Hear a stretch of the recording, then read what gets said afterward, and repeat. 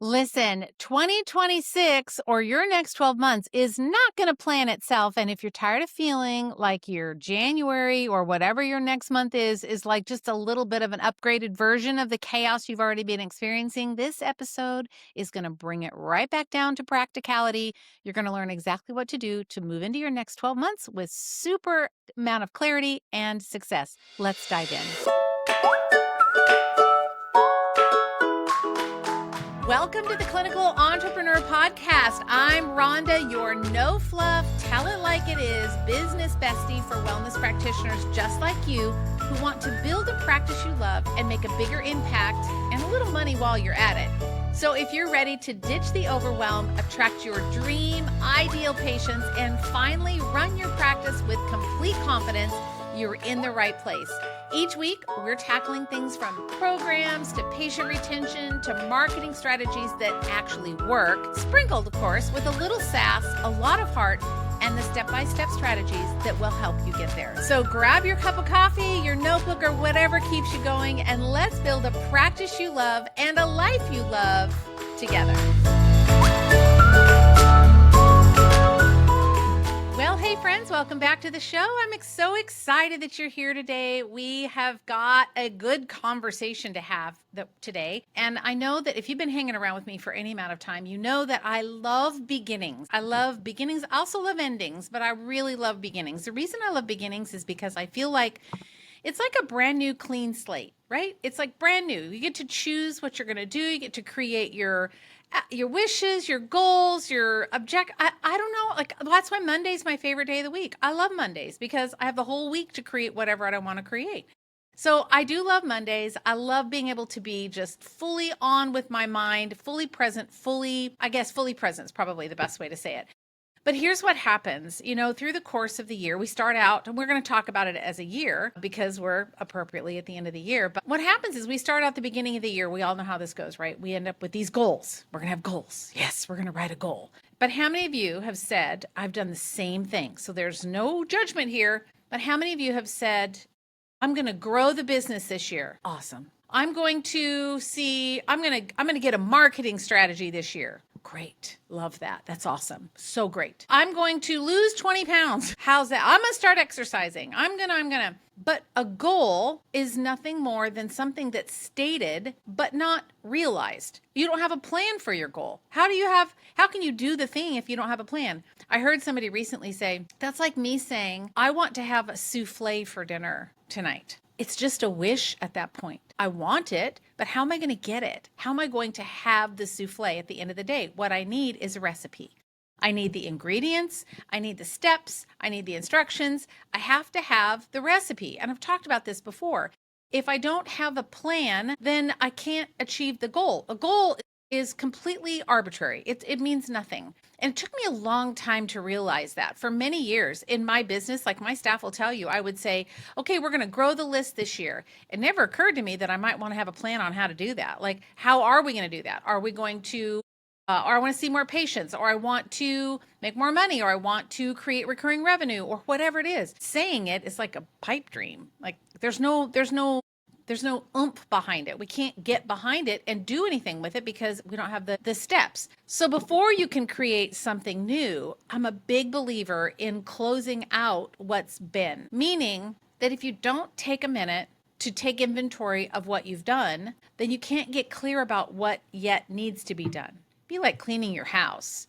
If you're cleaning your house and you just say, well, I have a goal of cleaning my house today. Well, no one's going to go into it like that. You're going to think, okay, I'm going to start with the bathrooms, or I'm going to start with the laundry. I'm going to get the laundry going, and then I'm going to dust, and then I'm going to mop, or then I'm going to do the bathrooms last. It doesn't matter what order you do it, whatever makes sense for you. But first we have to assess the terrain and say, okay, what did I just do last week that maybe doesn't need to be done? What do I need to close up? What drawers do I need to empty? What laundry baskets do I need to close up before I start the project? So that's what I kind of want to talk about, is how we wrap up the year. We're going to talk about how to close up your last 12 months and then how to reopen the chapter into the next 12 months or whatever your period of time is that you're, thinking about. So the first thing that I've talked about this every year. So if you've been following me, you know what I'm going to say. I always encourage everyone to make a list of what I call tolerations. Now, tolerations are the things in your life that you tolerate. It's like tolerating bad behavior with your children, or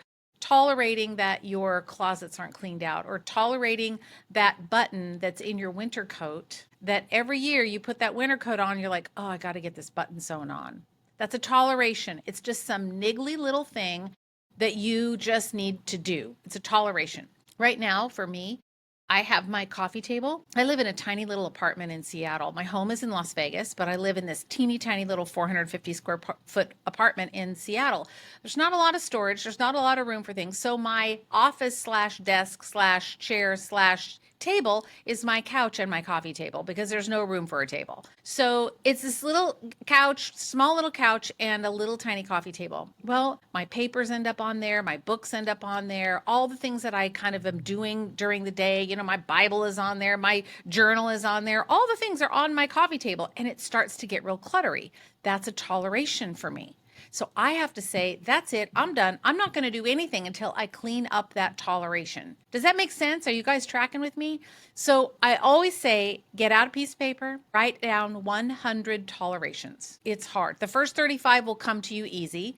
The next 30 or so, 30 or 40 are a little bit harder, and the last 30 are rough. You're picking things like wipe the baseboards down. You're finding the most random things, but go through the exercise and write down 100 things that you tolerate. You currently are just tolerating in your life. When you write those down, what you're going to find is that just by the act of writing it down, they're going to magically happen, because what you've done is you've kept them in the back burner. They're in the back and they're it's like an energy. It's like a silent energy suck, really. And when we write them down, we bring attention to them mentally. It's like we take them from the back of the head, back of the mind, to the front of the mind. And that is the place where the brain then can do something with it. So your brain goes, oh, yeah, she wrote down, clean out that closet. And all of a sudden on a Saturday, you're just like, and maybe 3 months later, you might be like, oh, I think let's just clean that closet out. Boom. By the time you get to the end of the next 12 months, you will be shocked at how many of them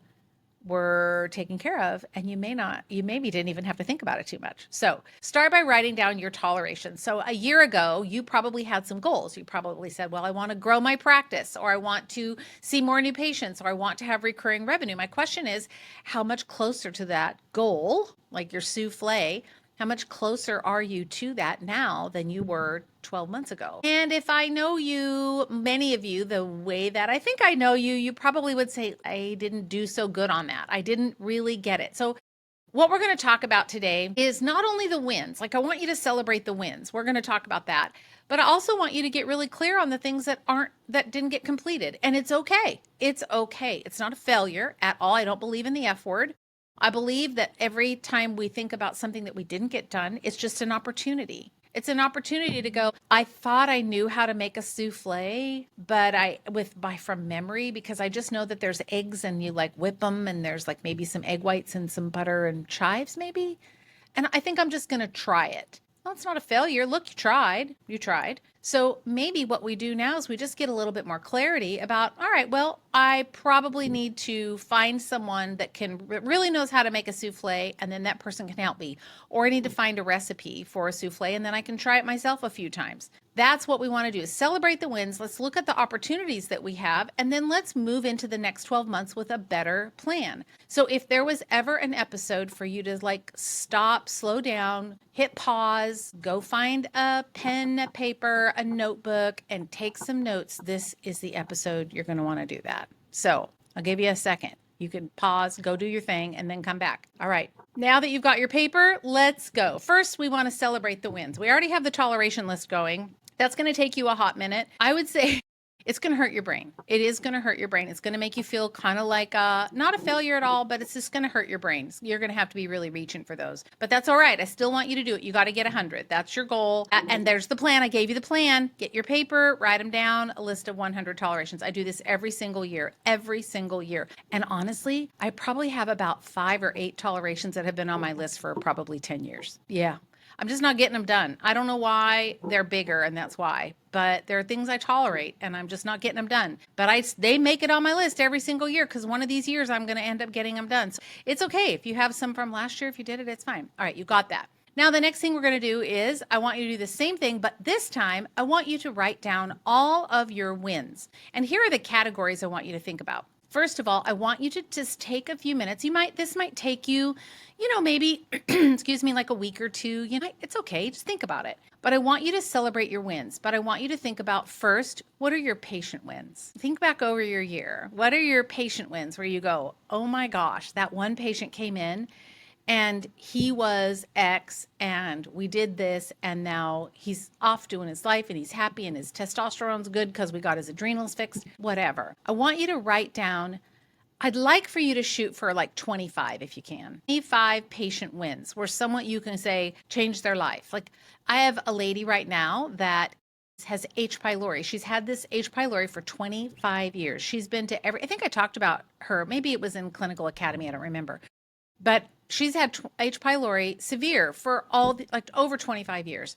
No one has been able to fix her. She's done all of the triple therapy, antibiotics, all the things, and it'll clear it up and then it comes right back, within a few weeks. She's gone to multiple functional medicine doctors and then she comes to me and I said, well, let's just fix it. She said, yeah, but no one can ever fix it. And I said, well, okay. I don't want you to say never or no one with me because at least it doesn't give me a good opportunity to have a chance to fix it. And you're already setting me up to fail. So I either need you to be hopeful that this is going to work or I'm not willing to try because you're not going to be willing to come to the line. And she said, okay. So here we are. She was burping. The symptom was she was burping. I mean, burping all day long, burping. Well, my first thought is, insufficient hydrochloric acid. Well, we already know that's the case with H. pylori. So I thought, well, let me go a little bit deeper than that. So normally I would do bitters or something like that, but I decided to kind of skip past that. I just went for the jugular. I'm like, okay, we know this is here. She's had multiple tests. They've done, gastric biopsies, all things. I said, okay, let's just go for it. So I gave her like 5 things. 5 like antimicrobial type things. We kind of rotated some of them. I gave her biofilm. That's part of the problem. No one else addressed that. I did. And we're probably 4 or 5 months later now. And she is only burps 2 or 3 times after every meal, but the constant burping has gone away. The abdominal pain has gone away. She's starting to normalize her weight. Her brain is coming back on. She's able to build muscle. Like we're getting it. That's a big win for me. Like 25 years, I got to pat myself on the back and go, great job, Dr. Rhonda, way to go. So that's what I want you to think about. Who are the people in your life, your patients that you go, oh my gosh, like totally handled it, totally nailed it. That's what I want you to write down. All of your patient wins, they deserve to be acknowledged. The second thing I want you to do is I want you to think about what are your wins, even if they're little. What are your wins in the way of self-care? What are the things in your own self-care that you did better this year? Now, some of you, which I'm sorry, I cannot relate to you, but some of you are like super disciplined. You just go to the gym. You don't miss a gym day any day. Your diet is impeccably perfect. You blah, blah, blah. Good on you. Good on you. Love you so much for that. Not my thing. It's hard for me. It's hard for me to make myself go for a walk or go because I love to work and I love to just think and I love to read and I don't want to waste my time. So I have to celebrate my wins. My wins may not be as big in this category, but they're still a win. Like it's still a big win for me when I get to do that. So you'll want you to celebrate your self-care wins. For me, I've started doing a lot more journaling this year. That's been a huge win for me. I love to journal. I'm always so surprised at what comes out, in the process of journaling. Like I'll have a problem, and if I just start writing about it, very often my writing through my brain and what I feel like I need to write will solve the problem. And I go, oh, there's the answer right there. So I've started doing more journaling this year. So I want you to think about your self-care, personal care, self-care. It could be any in that arena somewhere. I want you to write down as many things as you can, your wins. We're on wins still. And even if this is another category, but like you're in your business, you're like social media, marketing, networking. If you're in Clinical Business Academy, we're talking about networking all the time. We're talking about like how to be on camera, how to do some social media. Maybe you tried it. Maybe it worked. Maybe you weren't as consistent as you wanted, but you tried it. That's a win. Maybe you didn't hit it out of the park. Maybe you just got to first base. That's all right. This next 12 months, you can probably push that baby to second base and let's do it a little bit better. So just celebrate whatever you did, whatever the wins were that you did really well. And then I want you to think about financial wins. What were your financial wins? Maybe you opened up a second bank account and you're starting to put money away, or maybe you were proud of yourself for keeping your income the same. Maybe that was a win for you when you had some upset in your business. Maybe you had to move, or maybe you lost a bunch of patients for some reason because maybe you were ill or you were out of the business for a while. Whatever it is, but if you had a win in your financial department, then write that down. I love that. That's a really big one. So think about like maybe wins with your spouse, wins with your kids, wins in your mental health. Maybe you started seeing a counselor, or whatever it is, write down and celebrate all the things that you can think of that you can pat yourself on the back for. So where did you become more competent? Where did you become more courageous or more consistent? Those are questions to ask yourself. Even with like right fit patients, where did you maybe say, you turned away a patient that was not a good fit patient because you knew that that was going to be a train wreck, and you just held your boundary? Where did you hold your boundaries? What are the things that you did that you're like, I wouldn't have done that before, but this is a newer version of me? Sometimes that happens as we age too. I'm 63. And frankly, I don't really care. I just don't care anymore. I don't care if you don't like me. I love you very much, but I'm okay. If you don't like me, it's okay. But that's just sort of come, with age a little bit. This is the last one of our 12-month series, the Business Growth Plan. So I've got 2 resources for you, but one of them I have for you is a year-end reflection workbook. So it's going to help give you some prompts and questions. So you can download that. I'll tell you where to go shortly. All right, second thing, we celebrate our wins. Then what we're going to do is we're going to start to do some assessing. This kind of ties in with the tolerations a little bit, but I want you to look at, in addition to the tolerations, like what are some of the habits that you might be tolerating, or things that you might be doing that are sabotaging you. So this sort of ties in with the tolerations. I think you could double dip a little bit here. I also want you to think about like, where might you have leaked out some money this year? Where might you have spent money that you didn't need to spend? Or you invested in something, that you bought a car, or you bought a new piece of equipment for your office or something, and you think, yeah, I don't know if I want to invest that way again. I don't know that I want to do that again. It's all right. You just have to be really honest with yourself. Where did you leak time? This is a big one. Where did you leak time? The biggest time leaks that I find with practitioners is in spending too much time evaluating lab tests, writing them down, researching, digging in, trying to make it perfect, trying to find the perfect protocol. Look, I remember back in the standard process days, they used to say good, better, best. All 3 having to do with a protocol. There's good protocol, there's a better protocol, and there's the best protocol. It's okay to start with good. You don't have to have perfect, because there's really no such thing, because you don't have a crystal ball. Even those of you that are muscle testers, you're still going to miss stuff sometimes. So you may have wasted time spending too much time on like protocols and evaluating lab tests, that kind of thing. Another time leak is spending extra time with patients, giving away your time, or answering a lot of questions. Like if you use Practice Better, in the patient portal, patients will use it and they'll abuse it. They will abuse it. So where did you give away your time? Where did you leak time? Where did you leak money? Where did you leak your energy? And then, did you make any hires that were a flop? Maybe you did. Maybe you hired someone and you're like, oh, that didn't work out. Or they were with you for a short period of time and then they left and you're like, okay, what did I learn from that? So I want you to just be thinking about, what are the things that you can assess and evaluate that maybe didn't work as well as you want, and then decide what you want to let go. Like, what are the things that you want to say, I don't think I want to do this anymore. Like, I don't want to have souffle anymore. It's too much work. There's too many ingredients, and I don't really love it as much as I love a steak or whatever. You have to think, what is it in my business that I'm kind of tolerating, or that I'm doing that I'm not loving? I don't love this part of my business. I don't love this part of my practice. I don't love this part of working with patients. How can you, in this next 12 months, think about maybe drawing a little bit better boundaries for yourself and not allowing those things to come in that you, quote, tolerate, right? The things that you're like, well, everybody else does it this way, but I don't like it this way. It's like fee for service model. If it works for you, great. But I'm finding that when you're doing like a package or a program, it's working so much better. And there's more money to be made with those, like more revenue in the business when you do it that way rather than a fee for service. All right, the third thing then, now that we have our wins, we have our like tolerations, what we allowed, what we what we didn't do so good at, we're going to say, I need to tighten that up a little bit. Then what I want you to do is think about, okay, what do I really want? What are my non-negotiables for the next 12 months? This is kind of an important question. What are the things that are absolutely a full-on non-negotiable? I absolutely will not take a patient that I don't feel is a right fit. Okay, that's fine. That's great. That might be a non-negotiable for you. What if it is maybe something that you want to change with your staff? Maybe you want to start having weekly staff meetings, or maybe you want to start training them on some supplements so that they can do some additional selling for you at the front desk if you have staff.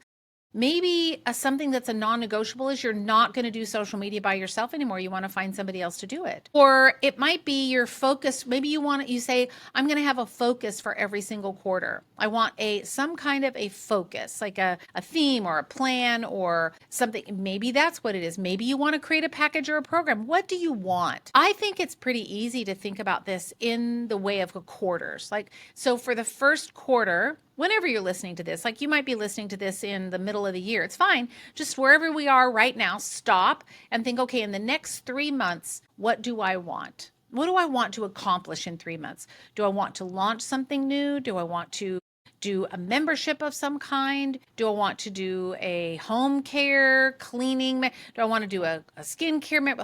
What do you want to do? A bloating program? What do you want to do?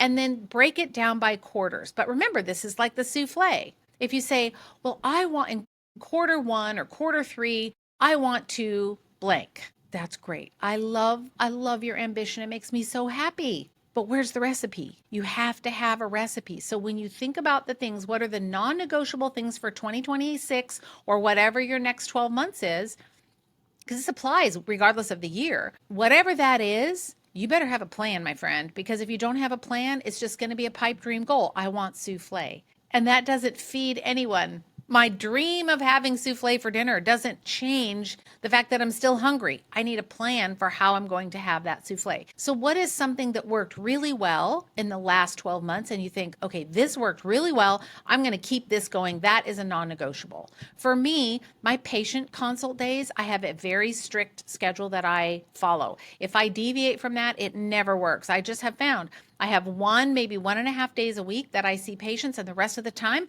I'm working on business growth. But that's just how I work. That's what's worked for me, and I'm not going to change that. So that becomes a non-negotiable moving into the next 12 months. I'm not going to change that. It's working for me. I love it. So you want to think about like the wins. What are the things that win? What are the things that are working? Those become your non-negotiables.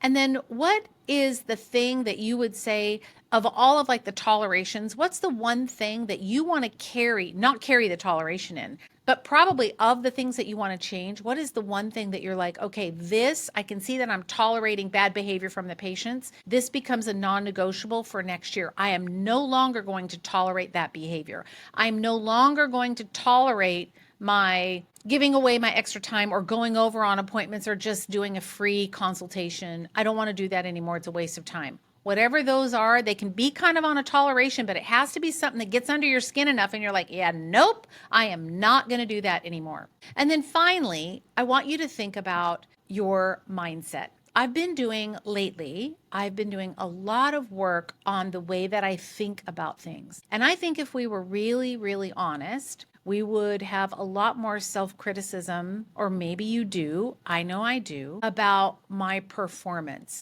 Can be very hard on myself. My self-talk includes things like I'm not a good leader, or I can't figure it out, or I'm not disciplined enough, or I'll never be like blank, or that kind of thing. I'm either doing the blame, shame, compare game. And it doesn't ever feel good. You know, when I have those internal dialogues, you know what I'm talking about. You never feel good. I don't feel good inside. I feel shamey. I feel bad about myself. I feel like I'll never make it. I'm never going to match up. I'm never going to be there. And I don't like that. I don't like that at all. So I've been working on how do I reframe the way that I speak about things, the way that I think about things, and what my expectation is. In other words, it could be like visualization. I can see this is where I want to go. Therefore, I imagine that that's where I'm going to get. I just use the power of my mind. We know that the mind creates the world. Our minds and what we think creates the environment around us. And if you don't like the way your bank account looks, that's because of your choices and your mindset. When you say to yourself, I know I'm preaching to the choir, but just indulge me for a minute. When you say to yourself, I never have enough money, I never have enough money, and you're shopping at TJ Maxx, and you're not that that's bad, I like TJ Maxx, but you're not going out and getting what you want. You're like trying to shop the clearance sale at TJ Maxx. What is that saying to the universe? Well, it's saying poverty. I don't have enough. I'm never going to have enough. And that's what's in the back of your mind. Now, I'm not saying you should go to Saks Fifth Avenue or Nordstrom's and go buy the most expensive thing there is. I'm not saying that. There is some wisdom in this. My point is that we often allow this negative way of shameful thinking. I'm never enough. I'm the victim. Oh, that's a big one right there. Probably 2021 to 2023, I was stuck in such a bad, bad victim space. I mean, like really bad. No one knew, nobody knew except for me, but I was blaming everyone else for my failure, what I was perceiving as a failure. I was blaming everybody else for what was happening in the business, in my Seattle business. I was blaming. And it wasn't my fault, of course, it was everyone else because I had an employee leave or I had this happen or I had that happen. Blame. Victim. Talk about toxic, so incredibly toxic. And I finally said, I'm done. I am not going to be the victim anymore. I am not. I refuse to be the victim. So I started to change the way that I thought about it. And I said, okay, first I forgave. I just started to forgive everybody that I thought I was making them wrong. I said, okay, I'm done. That's it. I'm not even gonna, I forgive you. It wasn't you, whether it was right, wrong, how you handled it, the situation doesn't matter. I forgive you. I'm going to let this go and you move on and I move on and everybody's happy. And then I started to change my mindset. And I think that's kind of where this whole thing really started. But in this last 12 months, I've been working very hard on my mindset. And I would encourage you to think about that. Where are the places where you have self-talk that's not serving you? Just listen to how you talk about yourself.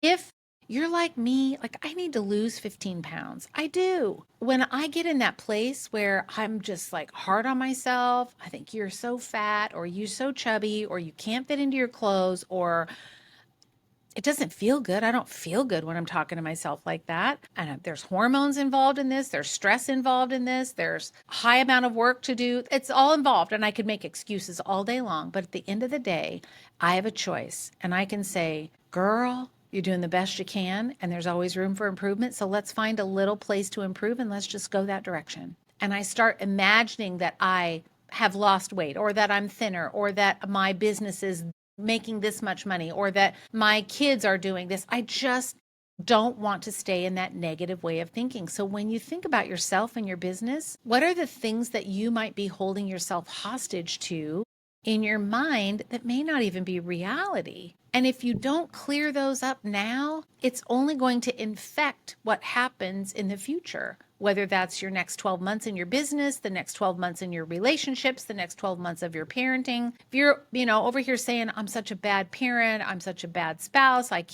I'm not loved, someone doesn't love. I mean, we could be on here for hours talking about this. You know what I'm talking about. I would really encourage you, as it has to do with you, just you as a human. You're going to be a happier human if you can start harvesting the power of your thoughts and your mind to say, this is really who I am because this is who I want to be. This is who I want to be. This is who I aspire to be. I aspire to be a successful practitioner. I am successful. People come to me because they want what I have to offer, because they see value in what I provide. And they're not afraid to pay me for what I do. They're not. How many of you do this? You stuck. I hear this all the time in Clinical Business Academy and even Clinical Academy all the time. They're talking about like, well, I know my fees are too low. Well, if you know they're too low, then fix it. But people will just, because it's a self-value, it's a self-esteem, it's how we think about ourselves. So let's stop that and let's start switching this around and making it more about who you want to be, who you know you can be, and stop letting the negative thinking keep you small, let you play small in your business, play small in your life. Listen, we have people's lives change out here. This is no laughing matter over here. We have people's lives that we are responsible to change. They need us now more than ever. All the lies coming out of pharma, all the drugs, they got a new drug for everything. all of the media lies, all the stuff that happened with COVID, there are still people that believe it. They need you. They need your voice, and they can't hear your voice if you're so stuck navel gazing and you have your head so far inside your navel that you can't even see outside to see that there's possibility for you to have a really different life and be able to go bless and serve other people. So stop making it about you and me. I do the same thing. Stop navel gazing and let's turn it around so we can say, okay, this is who I am. This is who I'm going to serve. And I serve them and they appreciate what I have and I charge for my worth. Make a vision board if that makes you happy. Start journaling if that makes you happy. I love journaling. I told you that. But we have to stop this negative thinking. We have to stop it or we're not going to be able to serve. And yes, the financial blessing comes from when you do a good job serving, but it also comes when your mindset's right. So I know I kind of got preachy on you there for a minute. I'm not going to apologize, but I needed to probably hear it for myself because it's a struggle. It's just a struggle. Some days most of the time I'm pretty good at it. I'm typically very positive, but sometimes it drags me down and I feel like I'm getting dragged through the mud and I have to just say stop and say, that's not who I am. I have all these wins. That's why we started at the beginning. Like, what are you tolerating? But what are your wins? What are you really good at? And when you're feeling bad about yourself and you think, oh, I'm never going to make any money or I'm never going to be able to help people, I'm never going to this, go back to that list of wins. That's why I asked you to write them down. So you write all those things down and you go back and you go, yeah, I did fix that lady with H. pylori. I did help that guy that had heart palpitations. I did help that little girl who could not eat anything without throwing up. I did that. I got her better. I'm good at what I do. I am good at what I do. Somebody else might be better than me. Okay, great. You wear your shoes and I'm going to wear mine. Together, all right. What does it say? What does it sing? Rising tide floats all boats. Is that what it is? Like everybody together collectively, when we can start to serve authentically, serve the patients better, show up better in a business, show up better as human beings, then that rising tide is going to float all the boats. And we're all better as a result. So to get the resources I have for you, I have that one, and then I have another one. There's 2 in there, as usual. This is the last of our 12-month series. All you have to do is go to rondanelson.com/12-month growth plan, okay? 12-month growth plan. You're going to find that if you look at month 12, you're going to find that those resources are hanging out there. So there you go, my friend. Take care. Thanks for being on the podcast with me. And of course, if you want help in your business, join me in Clinical Business Academy. Link is in the show notes, rondanelson.com/CBA. I'd love to have you. And if your jam is not working on your business, but you're really looking for help clinically, I'm telling you, Clinical Academy is the best place to go for clinical training. It's like Netflix. It's like Netflix for clinicians. You just pick the movie you want to watch. There's a whole bunch of movies and you just pick which one. Do you want to watch and learn about sleep? Do you want to learn about cardiovascular? Do you want to learn about the adrenals? Do you want to learn about female hormones? Do you want to learn male hormones? Do you want to learn about endometriosis or PCOS or whatever it is? It's all in there. In fact, we're getting ready to do a new topic that I have coming out on brain and neuroinflammation. That's going to be saucy. So anyway, thanks you guys. Thanks friends. Appreciate you listening and I'll see you next week on the podcast.